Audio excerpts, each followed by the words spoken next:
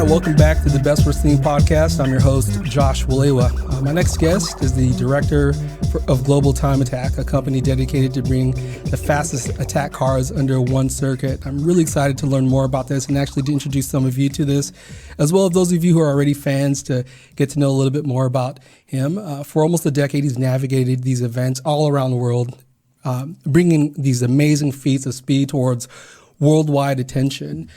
Prior to his experience with Global Time Attack, he served as the EVP of development for the Hosman Group, amongst other various leadership roles. And you can find him at jason.dienhart, that's D-I-E-N-H-A-R-T. Or you can also follow them at Global Time Attack and also at Super Lap Battle, all on Instagram. So he's well represented, great followership, a lot of stuff going on. I've known this guy for a lot of years since we were real kids, especially since I moved into one of these neighborhoods in Garden Grove. And so I love the fact that I get a chance to actually learn more about what Jason's been doing all these years. Going one way is a two-way. It's the hard days that bring me back to love. Going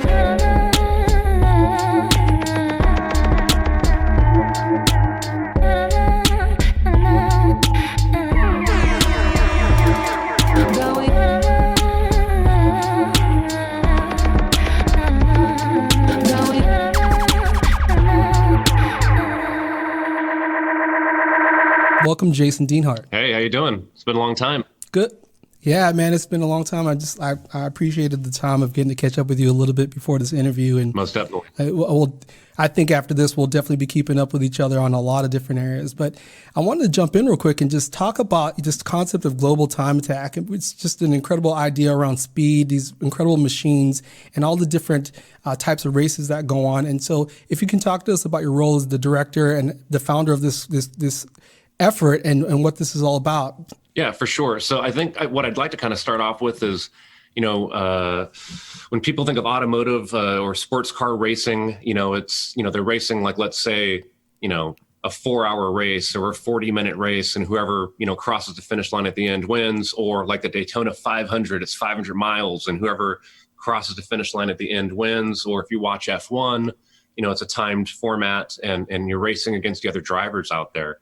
So with F1, for instance, in the way that they figure out the grid, meaning the pole position and who goes out first and whatnot in that race, is they basically do a time trial or a time attack a couple days before the actual race. And they call it qualifying. So time trials, qualifying, time attack, super lap battle, it's all describing basically the same thing.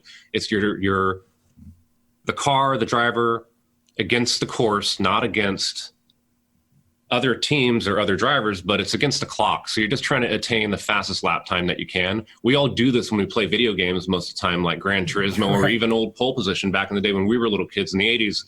You were basically just racing usually like for the fastest lap time, and then you would chase that lap time. There might be a ghost car there. So that's what our teams and drivers are building cars around. And the reason why we do this, it's really a quest for speed. It's a passion for teamwork and trying to attain the perfect lap. And, what's the perfect lap? Well, it's working in synchronicity with your car, with the suspension tuner, with the engine tuner, with the driver, knowing the course and having everything work right, where the car works right, the driver makes no mistakes out on that lap. There's different places to hit the turn and to hit the brakes, of course, in order to get the fastest lap time. The good drivers know where these different points are on the track and where to do it at in order to shave off as most time as they can. And that's what really attracted me to it, is that it's, in a sense, it's also like everybody knows what drag racing is. You're not supposed to, but a lot of people have drag raced, from stoplight to stoplight or something like that. These cars are basically drag race cars that go around a road race circuit, not just a straight line. And that's something that really attracted me to it. Yeah, so it's interesting that you've distilled this concept that helps people set up into the race as far as positions, but how did you decide to make it an event of its own? Is this something that's always existed and you pulled it together? Tell me about that. No, not exactly. Because, traditionally it's always been what led up to a race to figure out where people were going to be positioned. And I'd say in the late 80s and in the 90s in Japan, they were making it standalone events over there, which became like tuner shop challenges. So tuner shop meaning like service repair shops, small manufacturing companies that would make like performance parts, where they would now sponsor a car, but not a race car. So the thing about standalone time attack events that started in Japan, there was like these unwritten rules where, it had to be on street tires. It couldn't be on racing slicks. The cars couldn't be race cars. They had to start off as regular passenger cars, mass produced, that any of us could have went and bought at a dealership. So now you're basically taking a car and you're turning it into something that's kind of part of the fun and the challenge. And each team, picks a different car to start off with. Sometimes they pick the same car, but they all have a different creative way to try to maximize the car with aero and taking certain weight out and different things like that. So in Japan, it became, I wouldn't say popular, but it became like this underground thing that people were doing. Some of the magazines here in the late 90s would go to Japan to see different things that were going on at the time. Like drifting was just becoming really big out there. That now is a big thing here in the United States. So the magazines, just like anything else, like even if in music, like you're trying to break the next new thing, right? So the magazines, I happened to be working for them in the early 2000s, and they were talking about this time attack stuff. Next thing you know, the magazine out here says, hey, let's throw a time attack event. It's invite only. We'll invite like the different companies that advertise in the magazines that they want to build a car.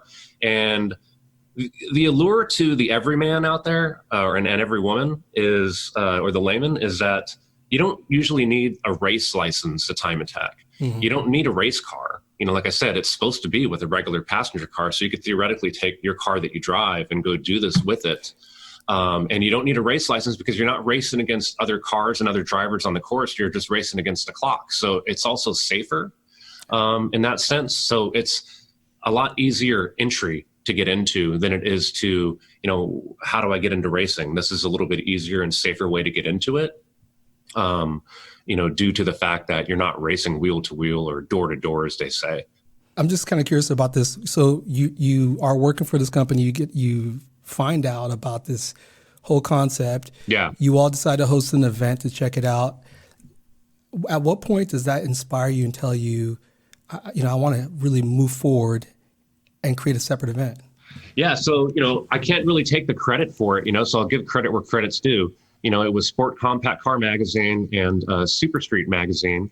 And also a gentleman by the name of John Naderi, who was the editor of Super Street at the time. He really championed this. And what I was doing at Super Street at the time was I kind of did what I do now. I basically organized events and productions that the magazine wanted to put on, whether if it was something small to help drive subscribers and readers, or something like renting out a track and coming up with a rule set and organizing this time attack challenge or competition. So I wasn't really a big believer in it, to be honest with you, which was kind of funny looking back on it now. But John, who's a friend of mine, really pushed me. It's like, and he's the one that's saying the words I use now, which is tried to sell me on it. It was, Jay, it's drag racing around a road circuit. How could you not like this, dude? He's like, you like drag racing. Like, that's how you got into this, was drag racing. So think about that. And he was right. So kind of, it piqued my interest, and we really delve into it really hard and came up with a pseudo rule set.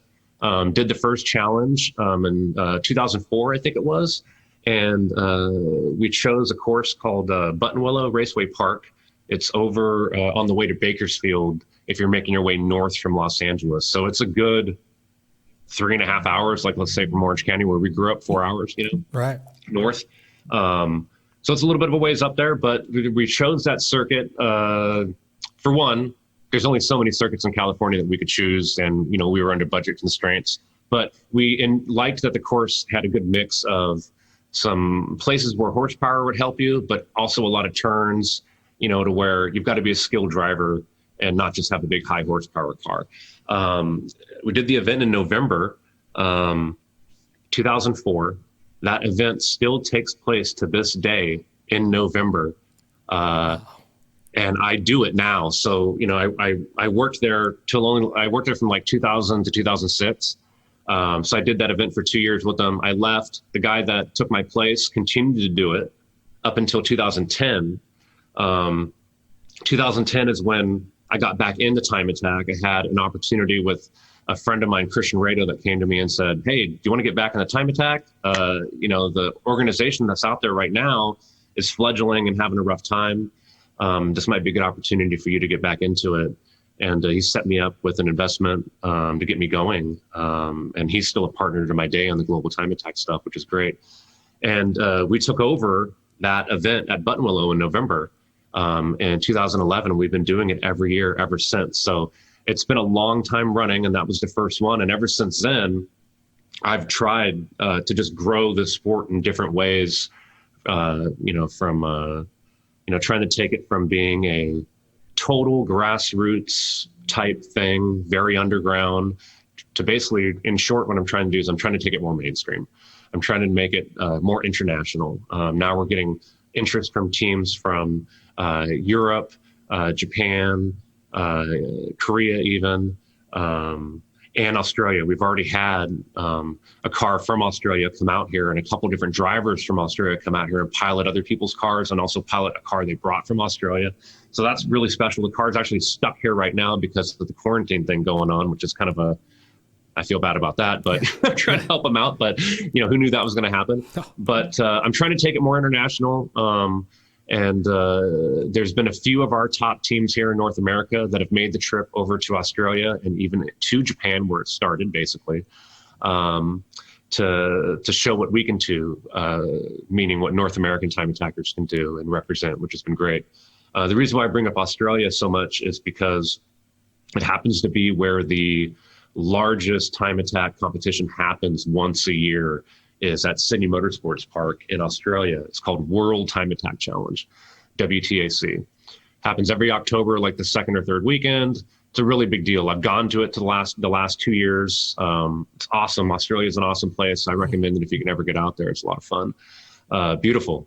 The people out there are absolutely hilarious. I mean, they should all get sitcoms. I mean, it's awesome, dude. They're so funny. I can't believe it. The accent helps, you know what I mean? But these people are hilarious, and they are just diehard about horsepower. And I'm not just saying time attack racing, but any kind of racing, just horsepower, just madness. I mean, the stuff that these guys are doing over there, and even women are doing over there with their cars, it's spectacular. The most of the United States time attack builds are not at the level of these Australian builds. But what I did last year is I put together a tour I organized basically a travel tour. One buy-in price. It got North American drivers that I wanted to bring with me to go witness this thing and see it. Because when I went the year prior, it inspired me to just find more investment, and to even kind of go out more on a limb and rent out Circuit the Americas, which is the only F1 track in Austin, Texas. It's the only F1 track in North America, or I should say the United States, really. Very expensive place to rent out. No one's rented that place out to do what we do because it's so expensive. And I finally figured out a way to do it, and that's what we call the Super Lap Battle event. So that's what we're trying to emulate after the World Time Attack Challenge that happens once a year in Australia, and have our own version of it at a different time frame. So I'm working with the guy, Ian Baker, that runs World Time Attack Challenge in Australia, to make sure that we do it in a time of the year where, if you, let's say, you, Josh, you're going to build one of these cars and you're going to do it internationally, and you want to go to World Time Attack Challenge, but you also want to go to Super Lap Battle here at COTA in the United States, it's got to work where the cars can make it on a container back and forth. So we do ours in February, March. It just works out to where you can do both. And we're just at the beginning stage, even though we've been doing the one every year at Buttonwillow since 2004. And, we started Global Time Attack. Our first full season was 2011. It's still been a real long, slow build because it's a niche motorsport, and motorsports already, unless you're looking at like NASCAR in the United States, that's the only thing that actually does okay. Even F1, which is the most popular form and highest form of motorsports in all of the world, it's not a big draw here in the United States. Right. So motorsports is a tough sell. I've had to become quite the salesman to get, paying sponsors, and I'm very thankful to have companies like Yokohama Tire that have come on and help us out tremendously in order to help us do this thing, especially during this year with car counts down. We're struggling to put on competitions because of the pandemic restrictions and whatnot. So, being theoretically or technically, if I break it down, being an event promoter in this era right now is very challenging. Very, very challenging. We've been forced the last couple of our competitions to throw without any spectators. Right. So that's usually a revenue stream that we're able to use to help us pay for things. And to not have that now, it puts us in the negative. Yeah. But at the same time, you've got a brand and a competition that, I look at it, like the NBA is doing what they can to come back right now. And baseball, football, they're all doing what they can, taking all these different precautionary measures. I look at us in the same fashion, that we still want to try to do these things. We're just going to have to, reassess and do things differently in order for them to be safe, Absolutely. I mean, it is a professional sport. I think those are very fair comparisons.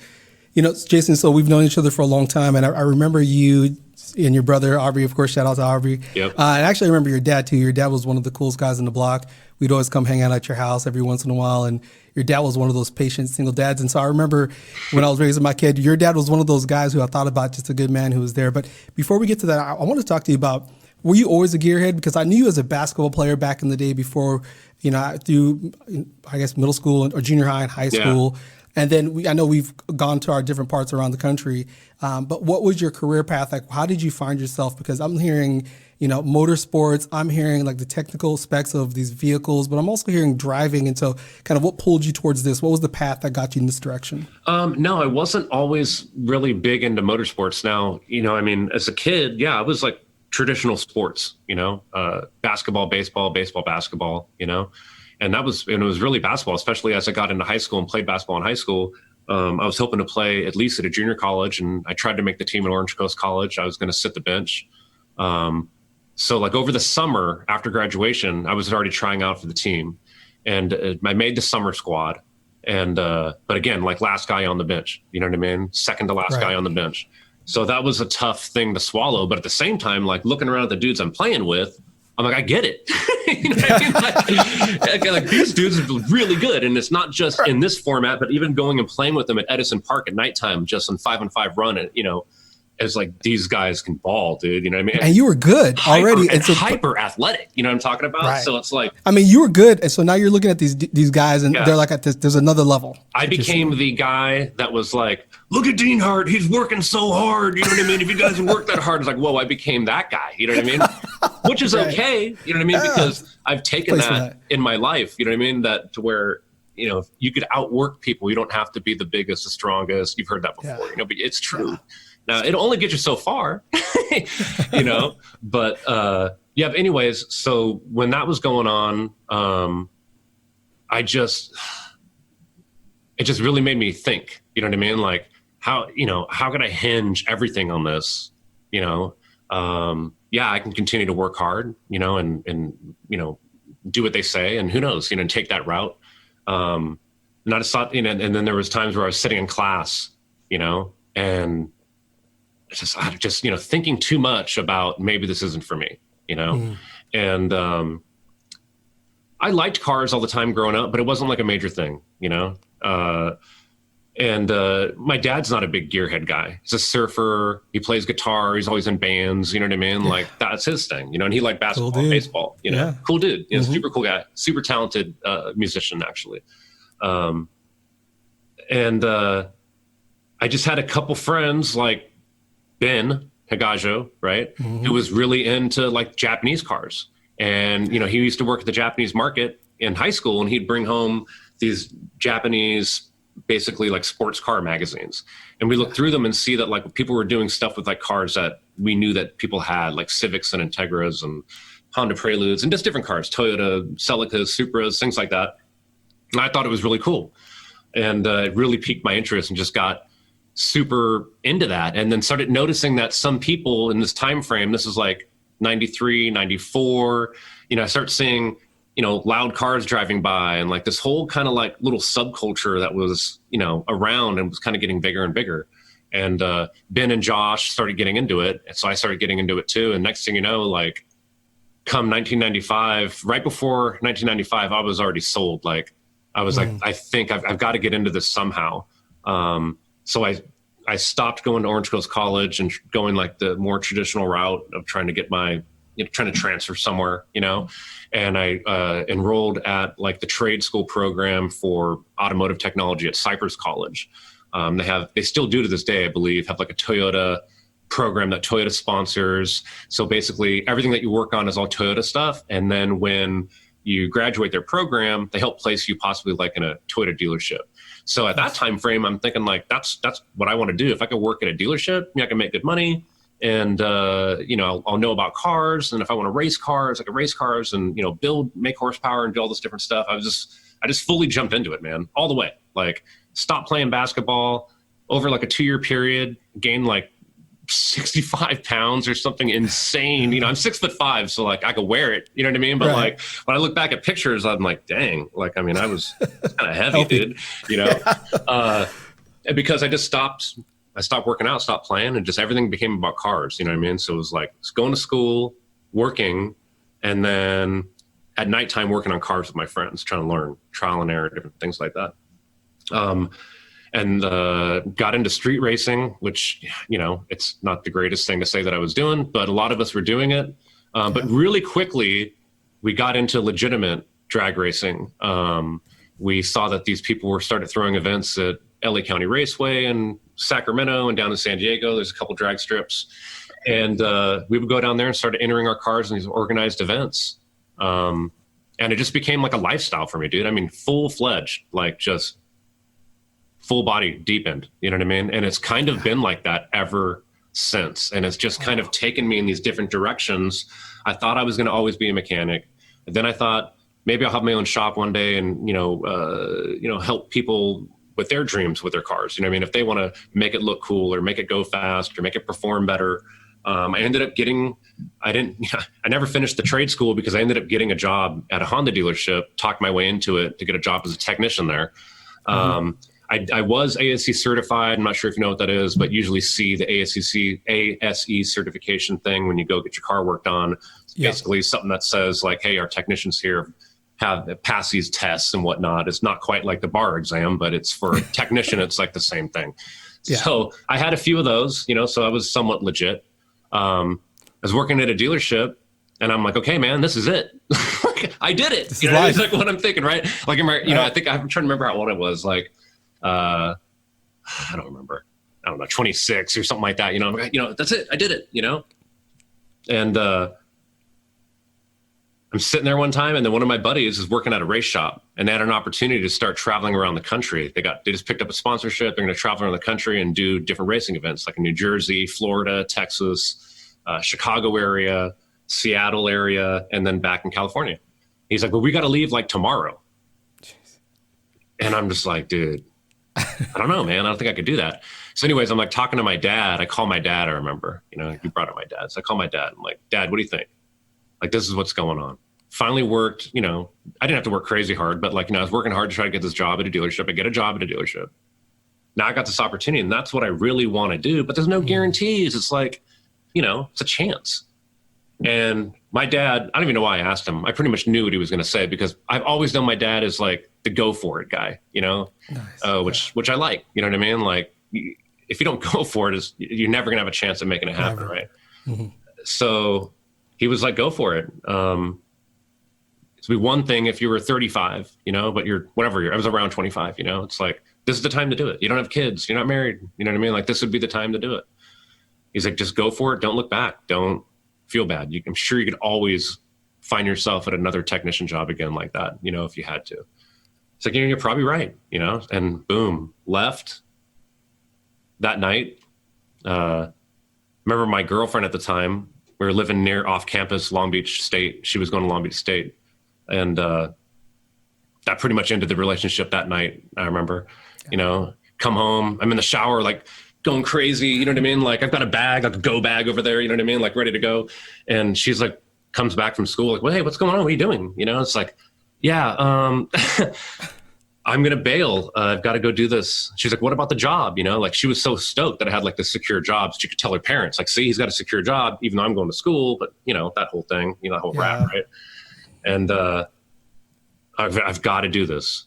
I've got to go for it. I've got to try and see what happens. Like, how am I going to have an opportunity like this? And she wasn't into it. pretty much let you go. It's just probably pretty much going to be it. It's like, well, hopefully it's different when I come back, but it wasn't. But at the same time, I just felt like, it was the right move. I didn't want to like wonder, like, well, what would have happened if I would have went and did that? I'm glad I did. It was a great trip. It was a fun experience. And it just ended up, parlaying it into like a line of different jobs, working at different like performance shops, race shops that were built around the scene, meaning like about building cars to go out and drag race around the country. And, just meeting so many cool people. Ended up getting featured in some magazines in like 1998 and 1999, where I was a crew chief for this driver that was doing really well. And, they would feature both of us because we were a team, which I liked. I thought that was cool. I got some shine, which, I ended up meeting, a lot of good people that became contacts. I ended up getting offered a job at the magazine that was featuring us to run their events, which is what I was talking about earlier. He saw like how, hey man, you guys won 9 out of 13 races that you entered in 1999. And you guys are on point. You guys are organized. Like I deal with you when it comes to like, travel and payment, because we were winning, like a couple $1,000 if we'd win the race, so I would deal with him on collecting payment and different things like that. And he's like, you get along real well with our staff. Like I want to bring you in for an interview. And I'm like, for what? The magazine needs a mechanic? You know what I mean? Like, it doesn't make any sense, right? He's like, no, he's like, look, long story short, he's like, I think you would fit into what my team, and you would fit into this position that I'm trying to create at the magazine. I could teach you the business part and how to work with these people. That part's easy. So I went and interviewed with them, and it was the first like real legit job I ever had. I mean, he slid me like a piece of paper with how much money he was going to pay me. I looked at it and like, I wanted to throw up. I'm like, you got to be kidding me. I'm like, I'm in, you know what I mean? Like 100%, dude. Like, when do I start? And I remember this is like some point into the year 2000. Okay. And now all of a sudden, I'm going from having like grease under my fingernails and stuff like that to where I'm going to go work on an office on Wilshire Boulevard in Los Angeles. You know what I mean? And the Peterson building, Peterson Publishing, it's a pretty big deal. Like at one point they owned every single automotive magazine that you would see on the racks, like back in the day for magazines. Right. So I got to go work there. I've got a cubicle, a computer. I don't even know how to turn the computer on, dude. No joke. Did not know how to turn the computer on. And so hold on, you're so used to tuning up and working on cars, and they sit you in this office, and you're like, yeah, this models will be doing surgery. It was crazy, dude. I sat there like sweating, dude, for like 10 minutes, and then I remember I said her name was Doris, which was this guy Howard Lim, who became the guy that hired me and believed in me. All right. He's still a friend to this day. And at that time, he was a major mentor, So he had an assistant. He was like the big guy. He had a corner office, So I'm asking his assistant, Doris, hey, Doris, something wrong with my computer. I can't. You have to come over here. And she could tell. And she turned it on for me. And then I was like, all right, I'm in. And then I taught myself how to use it. And then from there, it was on. You know what I mean? And they needed someone to run, like I said, events, productions for him and stuff like that. He taught me sales. He taught me advertising. He taught me marketing. He taught me negotiation. He taught me how to deal with people. And for 5 years, I worked under this guy, and it was awesome. And the tutelage was great. The contacts I met there, it was like working for the biggest magazine in the sport compact scene during the time frame that the Fast and Furious movies came out. Oh, jeez, yeah. When the first one came out, and our squad that were working with the people on the movie, right? Oh. I have a friend, RJ DeVera, that's in the movie. He has a small part in it, right? So it's like the other guy that ran this other part of the magazine was a consultant on all things cool on the first movie and the second movie and the third movie. So we had ties to it, right? We had a lot of contacts, like big time advertisers, things like that, to where basically what I'm trying to say, it's like, it was like the working for them at that time frame was the equivalent of like the aftermarket or automotive aftermarket, like fraternity. Yeah. Is basically what it was like. And so to this day, all these years later, a bunch of these people that worked there that I met, I still know, and they've gone on to much bigger and better things than what I'm doing. The VP of SEMA, the like these, the big things, where like, hey, Pete, hey, Howard, hey, Michael, you know what I mean? Have you heard about this? Will you look at this video of what we've got going on? Just You can still do different that. things. Or, hey, Wow. we're having a barbecue, or, hey, Jay, we're having a barbecue, come on down. And it's just great to still sit around and talk with these dudes that even at that time frame in the early 2000s, in my early 30s, right? I looked up to these people. I still look up to them, but for them to treat me as an equal, it's great. You know what I mean? And just to have those contacts, it's awesome. It's helped me out tremendously throughout the years. It really has. Yeah, it's kind of special, which is cool. So Absolutely. So there's a few things that I'm listening to, and I'm thinking about with this crazy, amazing opportunity shows up, and no matter what the personal challenges were, including living with somebody, you go to somebody you trust, who's going to give you an honest answer, the go for it guy, which is your dad. Yeah. And I think that is the best advice somebody could give you, especially at that time in your life, really a low risk ceiling for Yes. making such a bold decision. And it's actually what I preach to a lot of people. I think oftentimes people look at some of these interviews, people say, like, oh, how'd you get to interview that person? And I always think, well, it's because I just ask. This idea of just taking a leap and going for it. And again, you could do your own measurements as to what the risk is, but you made a good move there. And that eventually leads you to kind of all these different opportunities, a lot of learning, a lot of contacts, which I know for a fact you've applied to what you're currently doing right now. But the marketing, the turning on a computer, from everything else. Now I'm like a computer wizard. Yeah, now you have to master the computer. Yeah, now I help people. Yeah. You are IT. So, but I'm gonna put a bookmark in that because I'm gonna go back to eventually the big question. But I want to talk to you a little bit about your dad. I want to hinge on that part, and more so just briefly, if you can tell us a little bit about kind of your upbringing, like who's the foundation of Jason Dienhart, and tell us about that. Born to young parents. My mom was still in high school. I think my dad just got out of high school.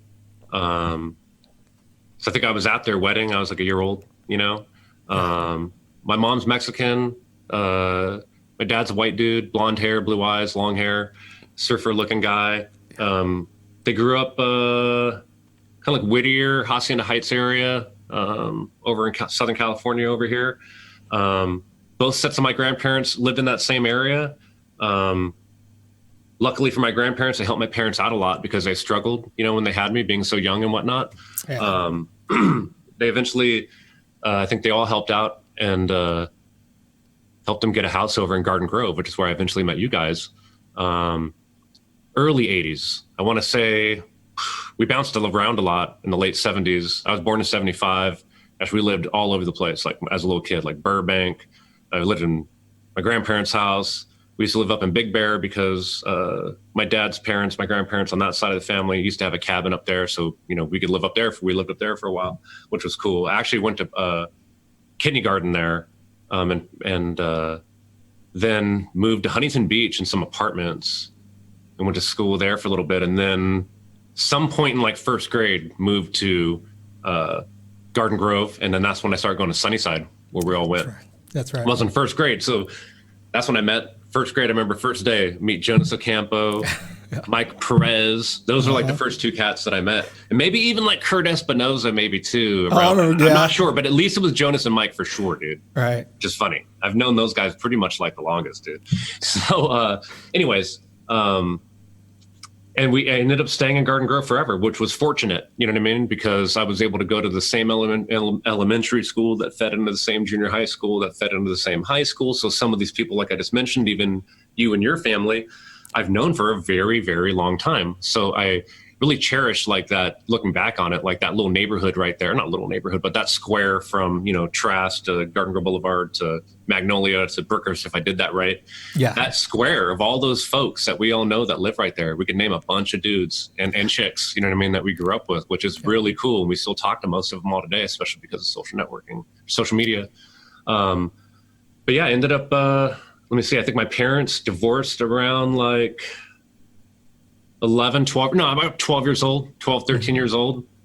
Messy deal. My mom cheated on my dad with people that we knew. So it was like very embarrassing. You know what I mean? Like that was something that was tough for me because there'd even be certain people at school that would like try to clown on me about it or whatever. Jeez. Like I did it. You know what I mean? Right. But still, it's embarrassing. Like that was something that like, shape me. You know what I mean? Meaning that like how to have a thick skin, how to deal with adversity right in your face, and like what do you do? You know what I mean? And how do you react? You know, kind of shows maybe your strength and whatnot. You know, like how you react. So kind of learned that early. Kind of really obviously made me angry at my mother. So that was something that took me a long time to get over. I ended up, as you know, my brother and I chose to stay with my dad. Yep. And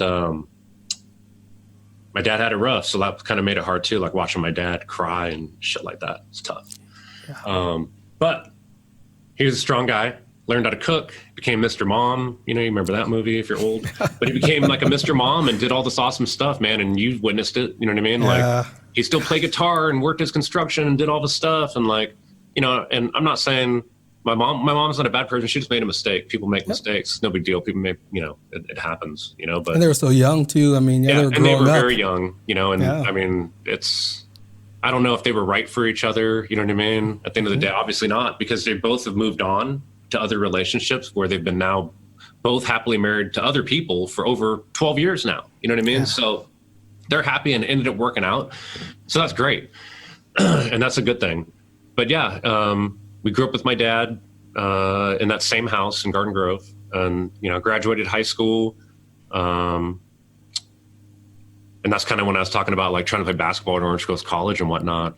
But I was fortunate, you know, even though my parents got divorced, like it wasn't like, and yeah, there was a little heckling here and there at school and I was embarrassed and that sucked, but that wasn't everything. You know what I mean? Like I still had a great relationship, even though I was, you know, wasn't happy with my mom. I got over it, but I have a great relationship with my mom. I love my mom. We still saw her all the time. You know what I mean? Mm-hmm. She was only like over in Long Beach. She still lives in Long Beach. So it was close to Garden Grove.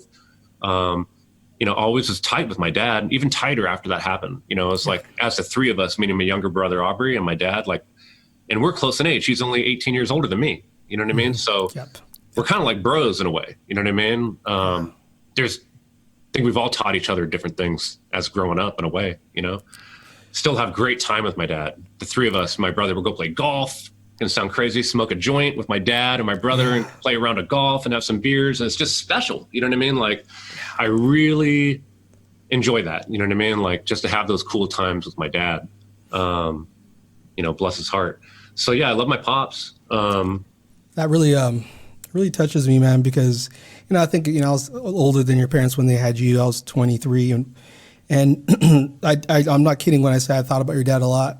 Once my wife and I got divorced, different circumstances, but you know, there's this moment where you're raising your kid and you're trying to figure out like, what kind of dad am I going to be, and my son once, you know, you go through some rough times, and I remember my son once saying to me that, you know, when I was apologizing to him for missteps, you know, that I made in parenting him, saying we grew up together, and it's just the same thing. It's like you really do grow up together, but it's interesting that you grow up together, but you also look into him as a wise sage because he's been through so much, and he was still able to give you some really impactful advice that really changed the trajectory of your life. Yeah. So it's like you get the luxury of both, right? The gift of both. Of having a close partnership and relationship with your dad, but also a person you can look up to, and I aim to be like your dad and to have that relationship with my adult son as he goes through life experiences. That's dope. Well, what I could say from being my dad's son is that he's just always been honest. Even if like there were times like I'd be so mad at him, you know, but I respected him. Yes. You know, and that's what's up, you know. That's touching. Yeah. Before I get crying on the recording, I know, what's going on right now? Well, this might not get any better because we're about to get to the best to the next question. We're going to pause just for a second before we get into that. No sleep, only for the weary. Don't speak, let your dreams escape. Nothing that I can say or do can take away my pain for you. Taming the beast is not so easy now.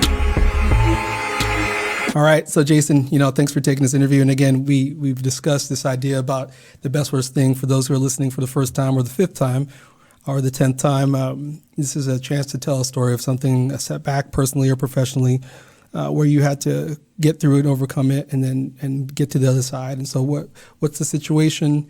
How did you work through it? And what did you learn from it that you could share with other people? For sure.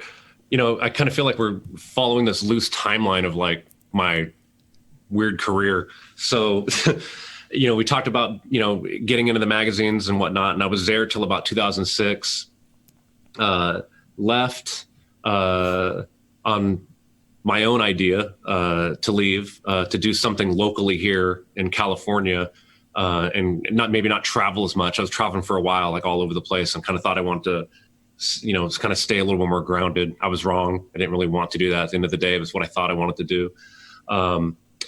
So during the time that I was at the magazines, I got married to someone that I met on the road out in Texas and moved her out here. It didn't end up working out. We ended up getting a divorce. It's funny how history can repeat itself. She cheated on me. Wow. So that's the thing my dad and I have in common. To laugh about it now, but it's interesting how that can happen sometimes. Yep. So anyways, that happened, and I kind of knew how to deal with it, but at the same time, it hurts when it happens to you. And that was emotionally devastating. But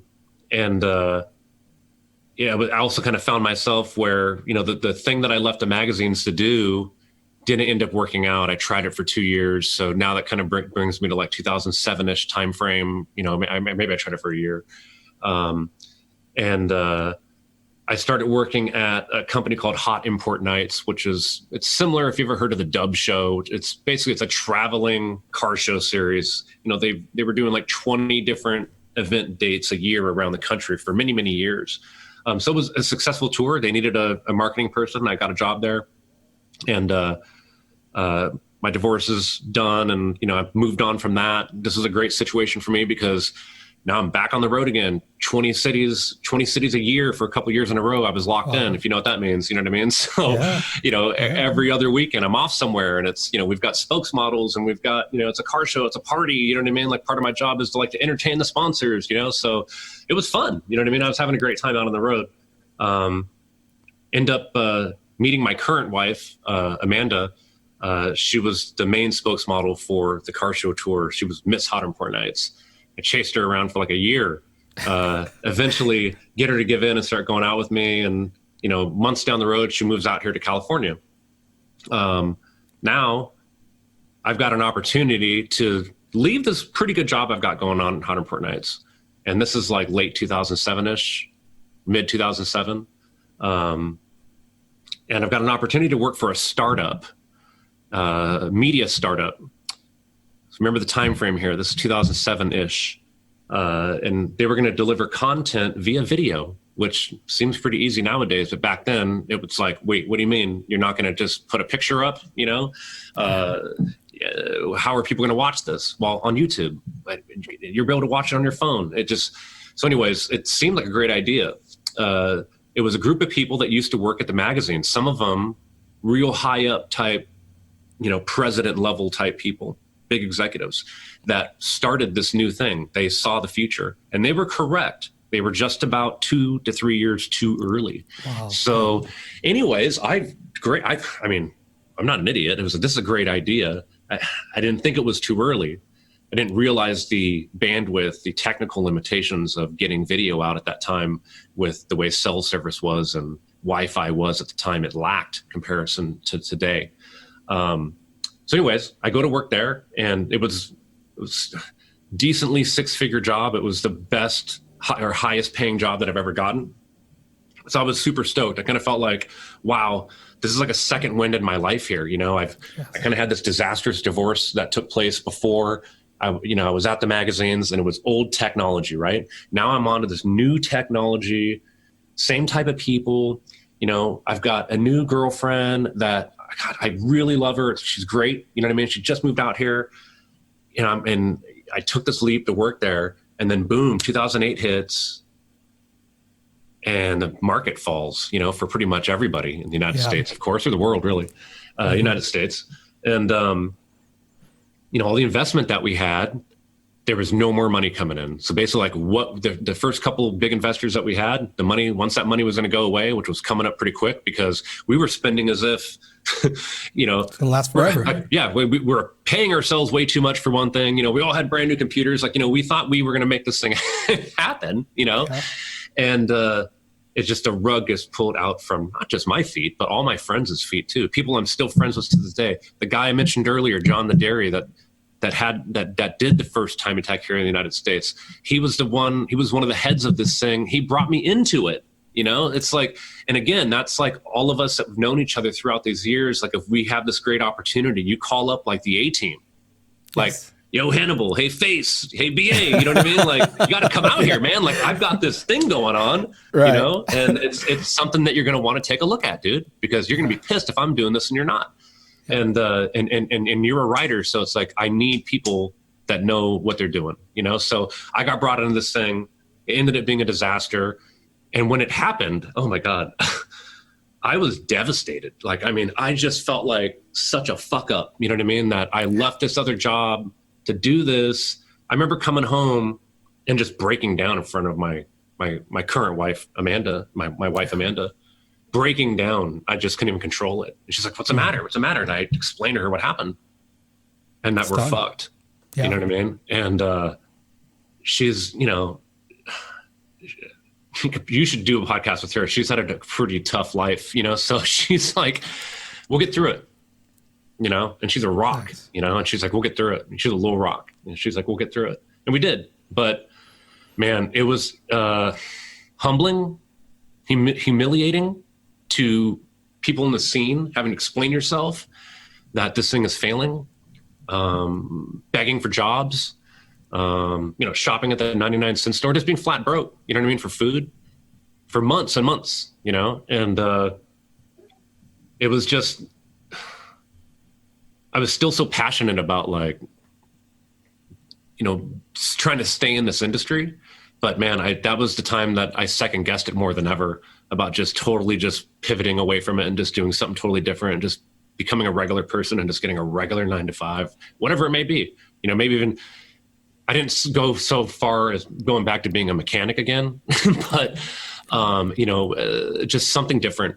You know, I could take my skills and work at like a marketing agency, you know what I mean? That doesn't have to do anything with cars, you know? And I looked at a bunch of different things and started getting some smaller marketing gigs, a lot of freelance stuff. And it kind of put me in this mode of like, you know, looking at multiple revenue streams, not just one, you know, not just having, you know, one full-time job that maybe I could look at, like if it's not paying me enough, it ties me down. Maybe I have multiple freelance things where I put myself in control of my own destiny.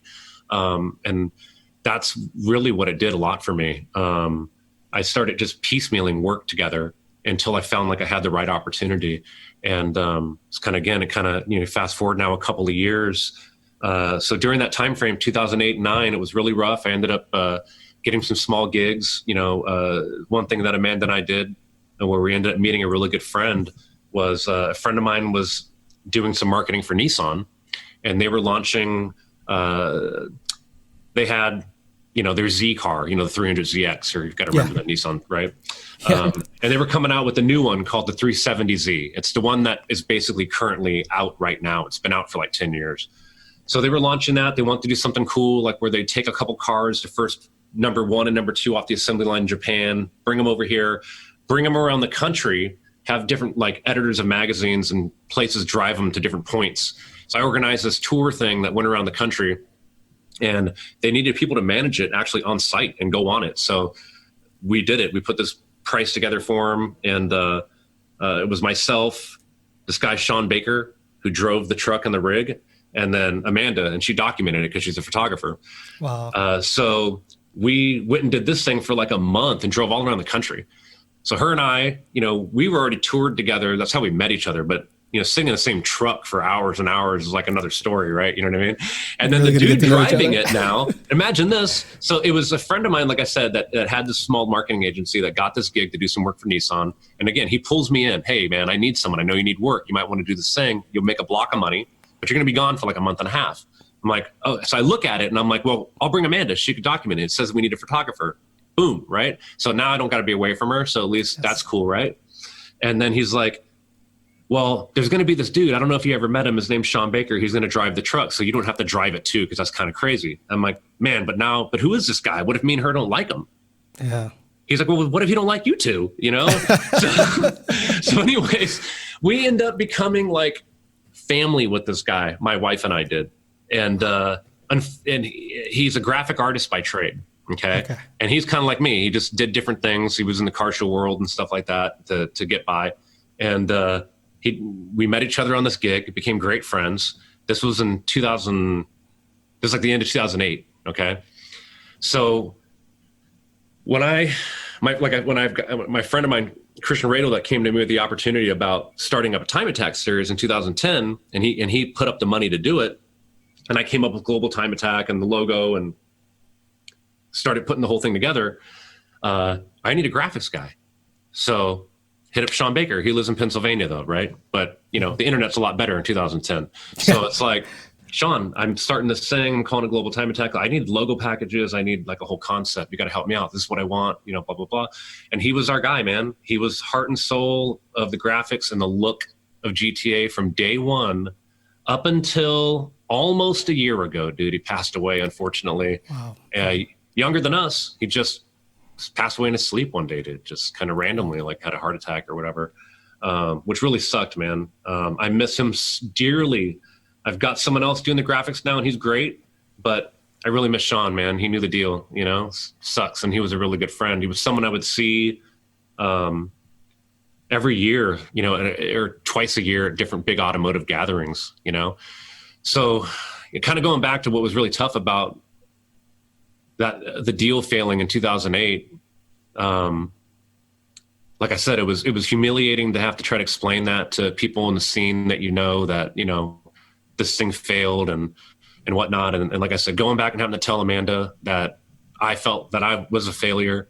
And like I said, what I took from it was no matter how bad it gets, that I'm not a failure and that people stumble, people fall, it was none of our fault. If the market, if it didn't collapse, we still might have been too early and our financial runway might not have been long enough, but we would have had a better fighting chance than what we ended up having. So I also learned not to sweat things too much that are out of my control. And being in the event promoter business, I'm basically a commissioner of a league in a sense, and with the pandemic era right now, having to move some dates around and things like that and not have fans, there's just certain things that are out of my control. And that's what I convey to my customer, which is our drivers that sign up for these things and compete, that are diehards, like how I used to be in the 90s and early 2000s. I'm on the other end now. Like I'm the organizer and I know what these guys and girls feel like when they want to race a car and they're building their car and they got to drive a truck around the country to get it to these different things. It takes a lot of money and time and effort. And I'm just honest with them. And that's all I ever wanted when I used to go to different people's drag races, and I come to my Time Attacks now. I feel like I know how to treat them and it's just honesty, and it's out of my control, so I can't sweat it. And all I can sweat are things that are in my control and work really hard at it. That's really what I took from it, Well, so thank you for sharing that.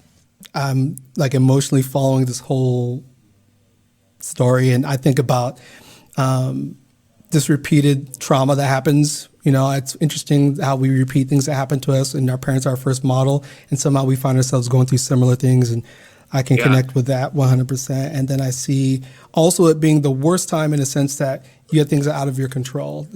Between maybe being a little faster. In 2006, in 2007, as only executives and senior leaders had BlackBerries, and we didn't even have real good video on them. So we never know how that would have worked out. But the idea of being able to control what you can and not being able to control what you can't. And then, but the last piece that I want to say is, because you've gone through this experience, that right now, as you make adjustments with the pandemic and everything else, that you're able to coach other people through this because you've been through one of the worst things. You've been through multiple worst things, but this is one that you're like, I know I'm going to be all right. And I want to say the final thing that I was thinking about was the support of a good person in your corner. And it could be a wife, a partner, a significant other.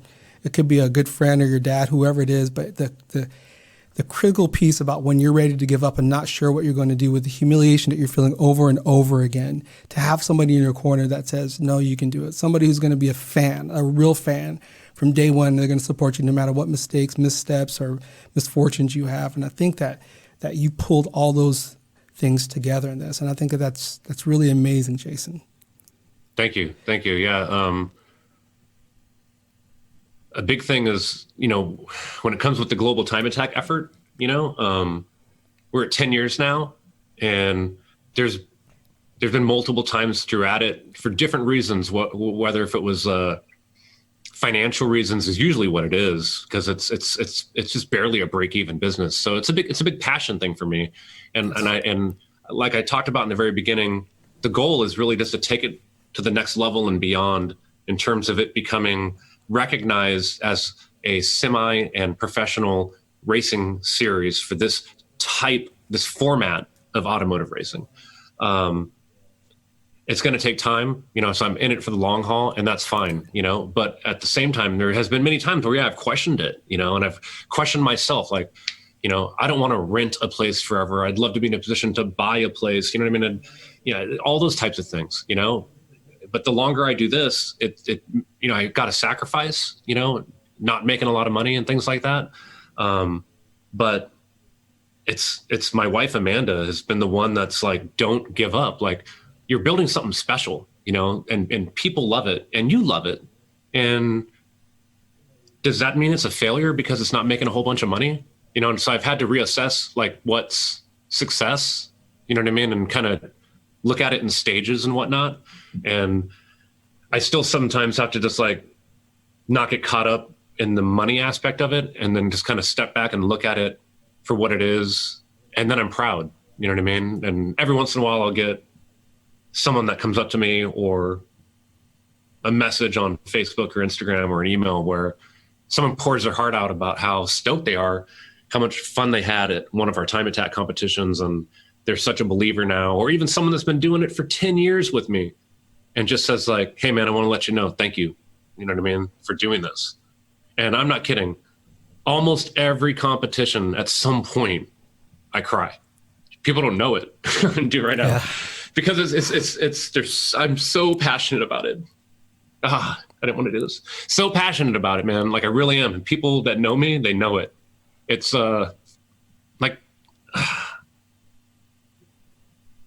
yeah, it's at this point, like I'm just so engulfed in it. You know what I mean? That like, it's me. It's become like my identity. I was listening to the podcast that you have, was it Tumabasa? Mm-hmm. And he was saying something about that he tried to learn about not to let that always happen, you know what I mean? To where it becomes so much of your identity, And I did learn that too when I worked for other companies, you know what I'm saying? But like when it's something that like is your own, even though I do have investors and partners and whatnot, but it's still partially mine, and it's what people think out there, it's me, you know what I mean? So yeah, I'm passionate about it. Like, yeah, it hurts my feelings when I see someone talk shit about it. Yeah, I want to explain myself, you know what I mean? Because it's me. I do have to thank my wife, because she's been like that steady rock that's just said, Jay, don't give up. Like there's been a lot of cool things you've been a part of in your life that for some reason or another, you're not a part of it no more. And some of them are still going on, some of them aren't, but see this through. You'll never know what it's going to be if you don't see it through. So that's where we're at. I think that's the perfect note to end on, man. I just want to thank you so much for showing your vulnerability in so many different ways in this conversation. And also just, you need to know that you got another fan for Global Time Attack. Thank you. In me, and we're going to push this and continue to make sure that it grows. And I keep thinking when you're talking, your job is to keep going. This is you. And I think this is absolutely the perfect place that we need you doing this thing. And so I'm super excited to see all the cool things that are going to happen in the future, brother. But thank you. Thank you so much, man. Thank you. Good luck with the podcast. Thank you. Thank you for listening to the Best Worst Thing podcast. I'm your host, Josh Walewa. Music is produced by DJ Josh1. You can follow him at Boom Note on Instagram and Twitter, and Josh1 on Spotify. The Best Worst Thing podcast is edited by Cool Jets Audio and Visual. You can find them at Cool Jets AV on Instagram. Our marketing is designed by Francesca Daniels. You can find her at FrankandKitty24 on Instagram. And our overall design is by Inspired Design with Ryan Daniels. You can find them at getinspired.design on Instagram. Please download us from iTunes, Spotify, or your favorite platform. And remember to share us with your friends, especially those people you think really need us in their life. Don't forget to give us a 5-star review. Thank you for listening to The Best Worst Thing. Valley kid from the boondocks. Bounce to your hood like Chaka with a crime on. Independent thing to play a beat, I get my rhyme on. So when I strut on a path to perfection, city to your borough, to your town, to your streets. Keep your party live, Josh 1 got beats out of nature. Grazer, Oakland, strays to Asia. It's like Frazier, force of Fantasia. Move through your suburb, hype.